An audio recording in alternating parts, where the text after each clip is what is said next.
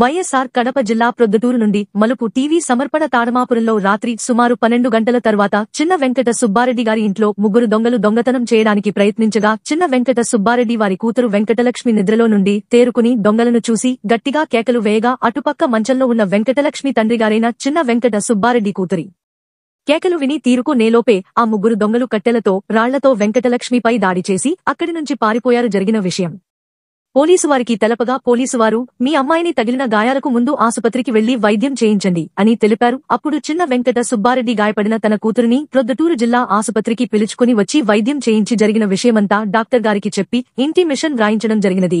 ఈ వివరాలు ఈ మలుపు టీవీలో వీక్షిస్తున్నారు. మా అన్నగారు అందరూ తిరుమలకు పుట్టింటికి వెళ్ళిపోతే నన్ను రమ్మని చెప్పినారు. నేను రాలేదు, ఎరుములు ఉన్నాయని నేను పోలేదు.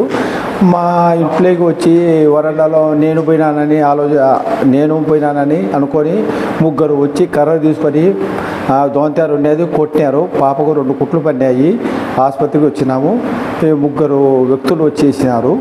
వచ్చి కొట్టి వెళ్ళిపోయినారు. సంపాలని ప్లాన్ చేసినారు. వాళ్ళు ముగ్గురు వచ్చి సంపాలని ఎవరు లేరు కదా, చంపి బంగారు గోల్డ్ తీసుకుపోవాలని ప్లాన్ చేసి వచ్చినారు.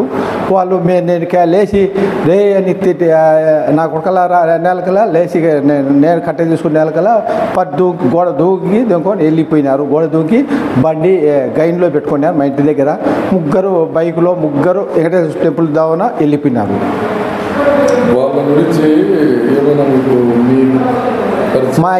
మా ఇంటి పక్కన వాళ్ళకు తెలుసు, ఒక అబ్బాయి తెలుసు, కంప్లైంట్ పెట్టుకోండి అని చెప్పినారు.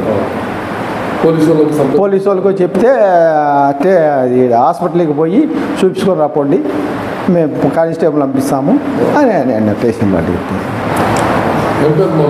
నా పేరు వెంకటలక్ష్మి.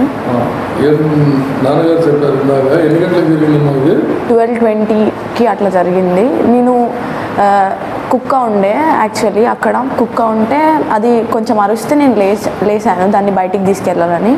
అలా ఒకడు వచ్చి ఇటుకతో తల మీద కొట్టాడు.